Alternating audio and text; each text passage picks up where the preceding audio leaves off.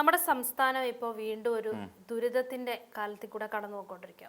ശരിക്കും പറഞ്ഞു കഴിഞ്ഞാൽ വലിയ നമ്മൾ ഈ തവണ മഴ പൊതുവെ കുറവായിരുന്നു, അതിൻ്റെതായ ബുദ്ധിമുട്ടുകൾ ഉണ്ടായിരുന്നെങ്കിലും വലിയ ദുരന്തങ്ങളൊന്നും കാണേണ്ടി വന്നില്ല എന്ന് വിചാരിച്ചിരുന്ന സമയത്താണ് വലിയ ദുരന്തങ്ങൾ നമ്മുടെ മുന്നിൽ ഇപ്പോൾ കണ്ടുകൊണ്ടിരിക്കുന്നത്. മരണങ്ങൾ കുറേയായി, കാണാതായവരുടെ എണ്ണം കൂടുന്നു, പലരും ഇപ്പോഴും പലയിടത്തും കുടുങ്ങിക്കിടക്കുന്ന അവസ്ഥയുണ്ട്, രക്ഷപ്പെടാൻ പറ്റുന്നില്ല. ഈ രീതിയിൽ വലിയ ദുരന്തങ്ങളിൽ കൂടെയാണ് നമ്മൾ ഈ 2-3 ദിവസം കൊണ്ട് കടന്നു പോയിക്കൊണ്ടിരിക്കുന്നത്. അപ്പം ഈ സമയത്തും ഇപ്പം ഈ പറയുന്ന നമ്മുടെ CPM എന്ന് പറയുന്ന അല്ലെങ്കിൽ CPM സംസ്ഥാന സെക്രട്ടേറിയറ്റും പാർട്ടിയും ചില ആരോപണങ്ങളുമായിട്ട് രംഗത്ത് വന്നിട്ടുണ്ട്. പിണറായി വിജയന്റെ കഴിഞ്ഞ ദിവസത്തെ ഒരു പോസ്റ്റും നമ്മൾ കണ്ടു. അതായത് ഇതിനകത്ത് പറഞ്ഞേക്കുന്നതെന്ന് നമ്മുടെ സർക്കാർ സംവിധാനം, പുതിയ സർക്കാർ സംവിധാനം വലിയ പരാജയമാണെന്ന് ഇവർ ചൂണ്ടിക്കാണിക്കുന്നുണ്ട്. അതായത് ഇവർ പറയുന്ന ഇപ്പം CPM സംസ്ഥാന സെക്രട്ടേറിയറ്റും അതേ ആരോപണത്തിൽ തന്നെ നിൽക്കുന്നുണ്ട്. ഓരോ ഉദാഹരണങ്ങളും എടുത്തു കാണിച്ചുകൊണ്ട് തന്നെ പറയുന്നുണ്ട്. അതായത് ഈ ദുരന്ത സമയത്ത് പോലും സർക്കാർ ഉണർന്ന് പ്രവർത്തിക്കുന്നില്ല എന്നുള്ളത് തന്നെയാണ് അവസ്ഥ. അത് തീർച്ചയായിട്ടും നമുക്ക് പറയാതിരിക്കാൻ കഴിയില്ല. നമ്മൾ ഇതിനു മുൻപും പ്രളയ സമാനമായ അല്ലെങ്കിൽ പ്രളയം നമ്മുടെ കേരളത്തിലുണ്ടായി. ഇപ്പോൾ പ്രളയം ഉണ്ടായിട്ടില്ലെങ്കിൽ പോലും പ്രളയ സമാനമായ അന്തരീക്ഷമാണ് നമ്മുടെ കേരളത്തിൽ എന്ന് പറയേണ്ടി വരും.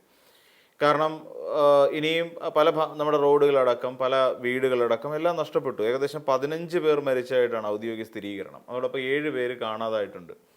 ഇനിയും മരണസംഖ്യ ഉയരാനാണ് സാധ്യത. ഇതാണ് നമ്മുടെ കേരളത്തിൻ്റെ നിലവിലുള്ള ഒരു അവസ്ഥ.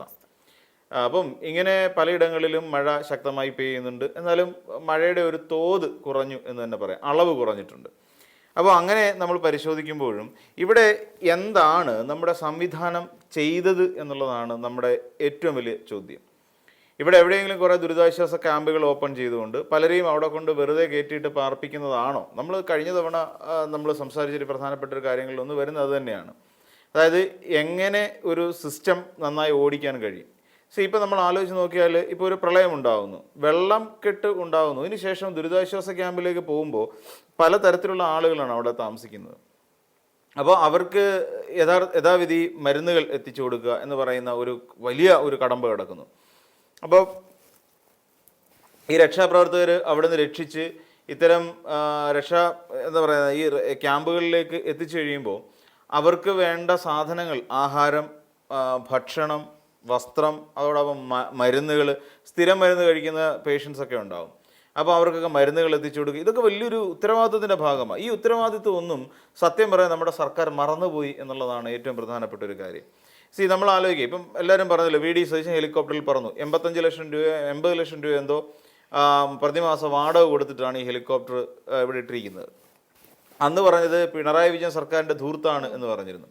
പക്ഷേ അന്ന് അത് എയർ ആംബുലൻസായിട്ട് ഉപയോഗിച്ചിട്ട് പലയിടങ്ങളിൽ നമ്മുടെ തിരുവനന്തപുരത്ത് നിന്ന് അവയവം കൊച്ചിയിലെ ഹോസ്പിറ്റലിലേക്ക് കൊണ്ടുപോകാൻ വേണ്ടിയിട്ടൊക്കെ ഈ എയർ ആംബുലൻസിൻ്റെ സേവനം കൊണ്ടുപോകുന്നു. അപ്പോഴും ഇവിടെ പറഞ്ഞ ഇത്രയും വലിയ ഹെലികോപ്റ്റർ മേടിച്ചിട്ടുണ്ട് ആവശ്യമുണ്ടോ എന്ന് ചോദിച്ചാൽ UDF ആ മുഖ്യമന്ത്രി പോയത് നമ്മൾ ആലോചിച്ച് നോക്കിയുള്ളൂ. കേരളത്തിൽ ഒരു വലിയ മഴക്കെടുതിയുണ്ട്.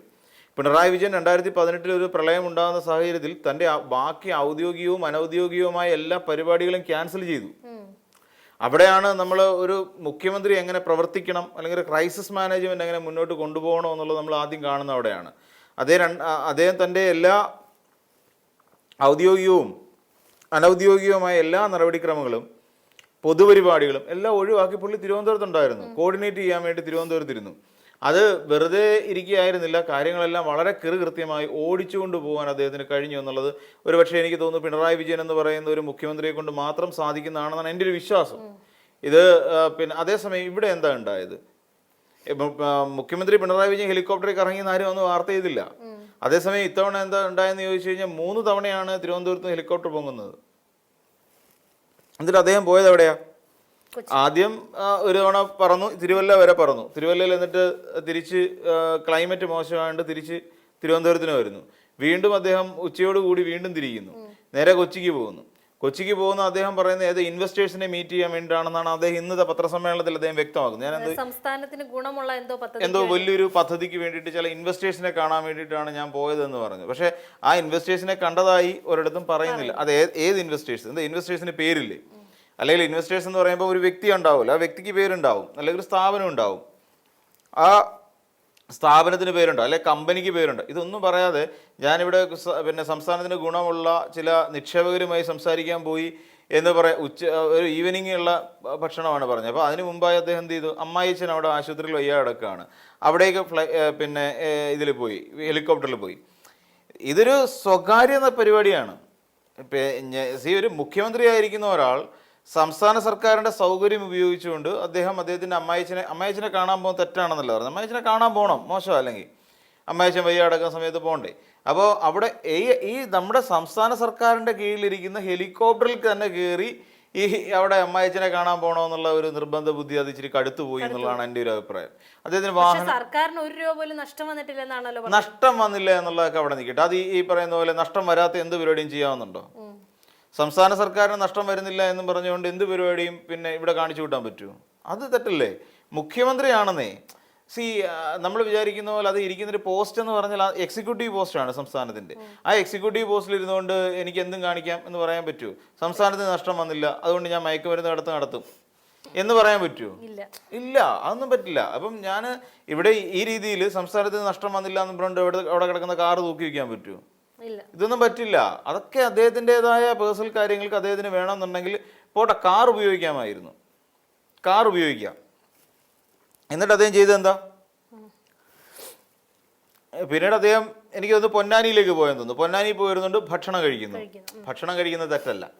പക്ഷേ അദ്ദേഹം പൊന്നാനി പോയി ആ പിന്നെ യൂത്ത് ലീഗിൻ്റെ നേതാവിൻ്റെ വീട്ടിൽ പോയിരുന്നിട്ട് പിന്നെ ഭക്ഷണം കഴിക്കട്ടെ, നല്ല കാര്യം തന്നെ, അത് തെറ്റായ കാര്യമൊന്നുമല്ല ഭക്ഷണം കഴിക്കുന്നത്. പക്ഷേ അത് ഫേസ്ബുക്കിൽ പോസ്റ്റ് ചെയ്യുന്ന പ്രശ്നമാണ്. അദ്ദേഹം പോയി വിഭവസമൃദ്ധമായി അവിടെ നിന്ന് ആഹാരം കഴിക്കട്ടെ. അപ്പം യൂത്ത് ലീഗുകാർ ഇത് വീഡിയോ പിടിക്കുകയും ഫോട്ടോ എടുത്തിട്ട് ഫേസ്ബുക്കിൽ പോസ്റ്റ് ചെയ്യാൻ പാടില്ല. നമ്മുടെ ഈ സമയത്ത് നമ്മുടെ സംസ്ഥാനം ഏത് അവസ്ഥയിലാണ് പോകുന്നത് നമ്മൾ മനസ്സിലാക്കണം. കാര്യം അദ്ദേഹം അവിടെ നിന്ന് വിഭവസമൃദ്ധമായ ആഹാരം കഴിക്കുന്ന സമയത്ത് ഈ ജീവൻ കൈ പിടിച്ചുകൊണ്ട് നിൽക്കുന്ന ഒരുപാട് ആൾക്കാർ വീടുകളിൽ ഭക്ഷണം കിട്ടാതെ അലയുന്നുണ്ട്.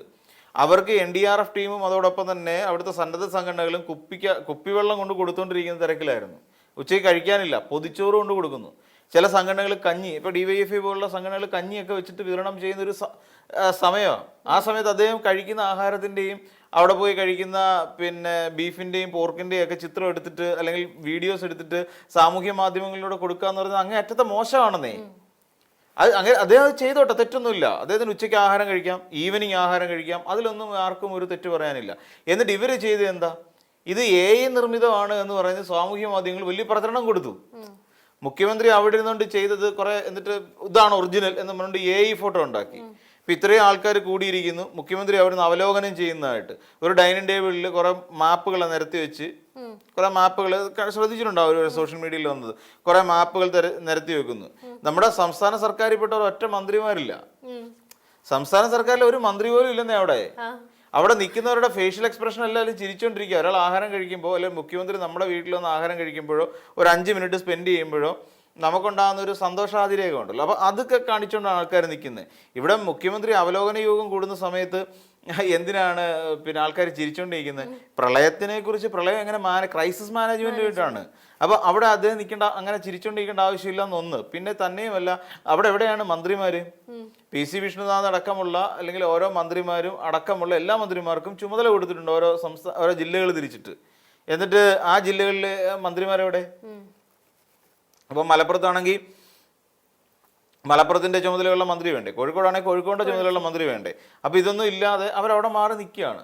ഇപ്പം പിന്നെന്താ അവലോകനം? അപ്പം അതൊക്കെ ചുമ്മാ ഈ ആൾക്കാരുടെ മുന്നിൽ കൊച്ചാവുക എന്ന് മാത്രമാണ്. ഇനി ഇത് BD സതീശൻ്റെ തലേന്ന് വിരിഞ്ഞതാണോ, ഇനി അതല്ല അദ്ദേഹത്തിൻ്റെ PR ഏജൻസികളുടെ തലേന്ന് വിരിഞ്ഞാണോ, ഇനി അതല്ല മുസ്ലിം ലീഗിൻ്റെ തലേന്ന് വന്നതാണോ എന്ന് അറിയത്തില്ല ഈ ഒരു ഐഡിയ.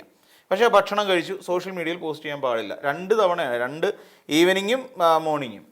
അപ്പോൾ ഇത് പാടില്ലാത്തൊരു കാര്യമായിരുന്നു. പിന്നെ ഒരു തുലാഭാരത്തിൻ്റെ ദൃശ്യങ്ങൾ പുറത്തു പോകണ്ടാണ്. തുലാഭാരം, ഈ കേരള മുഖ്യമന്ത്രി തുലാഭാരമല്ല ഇനി ഏത് ഭാരമാണെങ്കിലും ഇങ്ങനെ ഒരു സാഹചര്യത്തിൽ കേരളത്തിൽ എന്ത് സംഭവിക്കുമെന്ന് അറിയാൻ വയ്യാതെ ഇത്രയും ആൾക്കാരുള്ള സമയത്ത് മുഖ്യമന്ത്രി അതെ, ഇവരെ എന്താണെന്നറിയാം, ഇതൊക്കെ പുറത്തോട്ട് വരുമ്പോഴും ഇത് മറ്റേ ഈ ഇടതുപക്ഷം വിമർശിക്കുന്നു എന്ന് പറയുന്നു. പക്ഷെ സ്വയം ഒന്ന് ചിന്തിക്കണ്ടേ, തങ്ങളുടെ ഭാഗത്ത് തെറ്റുണ്ടോ, അല്ലെ ആ തെറ്റുണ്ടെങ്കിൽ ആ തെറ്റ് തിരുത്താൻ വേണ്ടിയിട്ടാണ് ഇതൊക്കെ കാണിച്ചു തരണമെന്നും ഇതൊക്കെ പുറത്തോട്ട് വരുന്നത് എന്ന് ചിന്തിക്കുന്നില്ല. അത് ചിന്തിക്കാതെ ഇത് പറഞ്ഞിട്ട് കാര്യമുണ്ട്. ഇപ്പം ഈ നേരത്തെ ഞാൻ സൂചിപ്പിച്ച പോലെ തുലാഭാരം തൂങ്ങിക്കോളൂ, കുഴപ്പമൊന്നുമില്ല. തൂങ്ങാൻ പറ്റിയ സമയം നോക്കി തൂങ്ങണം, അല്ലാതെ നമ്മുടെ കേരളത്തിൽ എത്ര പേര് ഇപ്പൊ അതെ, കേരളത്തിൽ പിന്നെ അവരനുഭവിക്കുന്ന അവസ്ഥയൊന്നും ആലോചിക്കുക. പിന്നെ അവിടെ കൊണ്ടുവന്നിട്ട് വെളിച്ചമില്ല, ഭക്ഷണമില്ല, അവർക്ക് പിന്നെ വസ്ത്രമില്ല. അവർ പറയുന്നത് ഞങ്ങൾ ഉടുതുണിയായിട്ട് ഇറങ്ങിയതാ. ഈ കുടുങ്ങിക്കിടന്ന മത്സ്യത്തൊഴിലാളികളെ രക്ഷപ്പെടുത്താൻ 13 മണിക്കൂർ കഴിഞ്ഞപ്പോഴാണ് അവിടെ സേന എത്തുന്ന ഒരു അവസ്ഥ വന്നു. അതൊക്കെ എന്ന് പറഞ്ഞു കഴിഞ്ഞാൽ ഭയങ്കര ഇന്നുവരെ ഇങ്ങനെ നമ്മൾ കേരളം ഈ കുറെ നാളായിട്ട് നമ്മൾ ഇതൊന്നും കണ്ടിട്ടില്ല. രക്ഷാപ്രവർത്തനം ഏകോപിപ്പിക്കാൻ കഴിയുന്നില്ല. രക്ഷാപ്രവർത്തനത്തെ എങ്ങനെ മുന്നോട്ട് കൊണ്ടുപോകണമെന്നറിയില്ല. വൈകുന്നു. ഓരോ സമയം വിലപ്പെട്ടതാണ്. ഗോൾഡൻ അവേഴ്സ് എന്നൊക്കെയാണ് ഈ നമ്മൾ ആദ്യത്തെ പിന്നെ കുറച്ച് സമയം നമ്മുടെ തുടക്കം മണിക്കൂറുകളെ നമ്മൾ ഗോൾഡൻ അവേഴ്സ് എന്നാണ് പറയുന്നത്. ഗോൾഡൻ അവേഴ്സിൽ നമ്മൾ ചെയ്യേണ്ട കാര്യങ്ങൾ എഫക്റ്റീവായിട്ട് ചെയ്യാൻ കഴിയണം. എഫക്റ്റീവായിട്ട് ചെയ്യാൻ കഴിയാത്തതിൻ്റെ പ്രശ്നങ്ങൾ നമ്മൾ അനുഭവിച്ചുകൊണ്ടിരിക്കുക. ഒരു ദുരിതാശ്വാസ ക്യാമ്പിൽ ഭക്ഷണം എത്തിക്കണ്ടേ, അവർക്ക് വെളിച്ചമുണ്ടാകണ്ടേ? ഈ ദുരിതാശ്വാസ ക്യാമ്പിൽ വന്ന് കിടക്കുന്നവരെല്ലാം ഈ പറയുന്ന പോലെ എവിടുന്ന കന്നുകൂട്ടത്തിൽ നിന്ന് വിളിച്ചുകൊണ്ട് കിട്ടുന്നല്ല, മനുഷ്യരല്ല കിടക്കുന്നവർ. അവർ നല്ല സൗകര്യത്തിൽ വീടും കുടിയായിട്ട് ജീവിച്ചവരല്ലേ. അവരാണ് ദുരിതാശ്വാസ ക്യാമ്പിലേക്ക് വരുന്നത്. അപ്പോൾ അവർക്ക് വേണ്ട ആഹാരം എത്തിച്ചു കൊടുക്കണ്ടേ, അവർക്ക് ഭക്ഷണം എത്തിക്കണ്ടേ, വെള്ളം എത്തിക്കണ്ടേ, പിന്നെ കറണ്ട് എത്തിക്കണ്ടേ, പിന്നെ മരുന്ന് എത്തിക്കണ്ടേ? ഇതൊക്കെ ആരാ ചെയ്യണ്ടേ? ഇതിനൊക്കെ കോർഡിനേറ്റ് ചെയ്യേണ്ടത് ആരാണ്?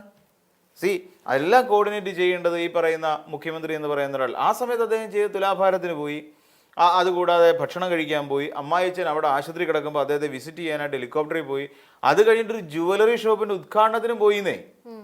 അതല്ലേ രസം. അതേ ഒരു ജുവലറി ഷോപ്പിന്റെ ഉദ്ഘാടനത്തിന് പോയി മുഖ്യമന്ത്രി. ഇത് ചോദ്യം ചെയ്യാതിരിക്കണമെന്നാണോ പറയുന്നത്? ഇത് കേരള ജനത ചോദ്യം ചെയ്യരുതെന്നാണോ പറയുന്നത്? ഇത് കേരള ജനത കണ്ടില്ലെന്ന് കാണിക്കണമെന്നാണോ പറയുന്നത്?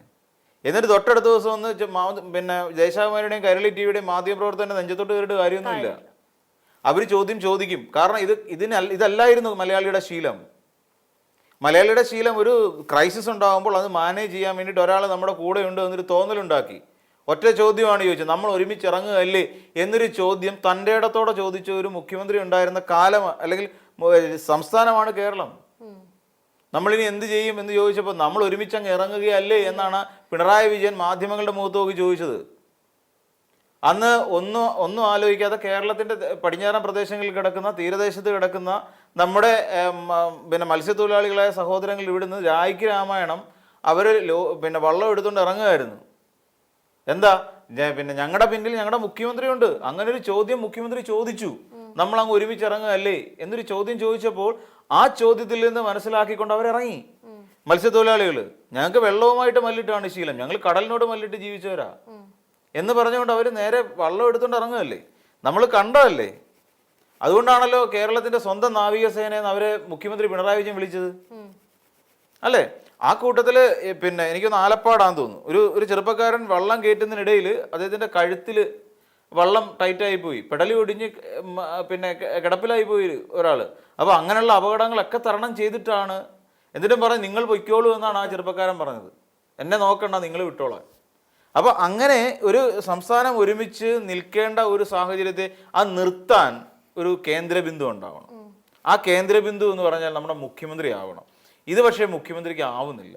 മുഖ്യമന്ത്രി ആ സമയത്ത് ജുവലറി ഷോപ്പിന് ഉദ്ഘാടനത്തിന് പോവാം, ആ സിനിമാ താരങ്ങളുമായിട്ട് സല്ലപിക്കാം, അദ്ദേഹത്തിന് ഏതെങ്കിലും ഒരു വിരുന്ന് സൽക്കാരത്തിന് പങ്കെടുക്കാം, തുലാഭാരത്തിന് പോവാം, അമ്മായച്ചനെ ഹെലികോപ്റ്ററിൽ പറന്ന് കാണാം. ഈ ഹെലികോപ്റ്ററൊക്കെ ഭയങ്കര ദൂർത്താന്ന് പറഞ്ഞ ആളാണ് ഈ പിന്നെ വി.ഡി. സതീശനും അദ്ദേഹത്തിന്റെ രാഷ്ട്രീയ പാർട്ടിയും അത് തന്നെയാണ്. എന്നിട്ട് ഇപ്പോൾ ആർക്കും ദൂർത്തില്ല. കാലത്തിനനുസരിച്ച് മാറണമെന്നാണ് പിന്നെ മുരളീധരൻ പറഞ്ഞത്. കാലത്തിനനുസരിച്ച് മാറാം. പണ്ട് കാറിൽ പോകും, ഇനി ഹെലികോപ്റ്ററിലൊക്കെ മുഖ്യമന്ത്രിമാർ പോവും. ഇനിയും പിന്നെ സതീശനെ പിന്നെ ആക്കി പറഞ്ഞതാണോ എന്നറിയത്തില്ല. പിന്നെ ഇനി കാലം മാറുകയല്ലേ, ഒക്കെ ഉണ്ടാവണം എന്നൊക്കെ പറയുമ്പോൾ ശരിക്കും ഇതൊക്കെ ഏത് നിലയ്ക്കാണ് നമ്മുടെ സംസ്ഥാനം പോയിക്കൊണ്ടിരിക്കുന്നത് എന്നുള്ളതാണ് നമുക്ക് മനസ്സിലാവാത്തത്. ഇനിയും പിന്നെ ഇതൊക്കെ കോർഡിനേറ്റ് ചെയ്യാൻ ഒരാൾ വേണ്ടേ? ഇനി വേണ്ട എന്നാണ്, അല്ലെങ്കിൽ ജനങ്ങളെല്ലാം അങ്ങനെ ആ വഴിക്ക് പൊക്കോട്ടെ എന്ന് പറയുന്ന ഒരു സമീപനമാണോ ഇപ്പോഴത്തെ സർക്കാരിൻ്റെ എന്നുള്ളത് നമ്മൾ തിരിച്ചറിയേണ്ടതുണ്ട്.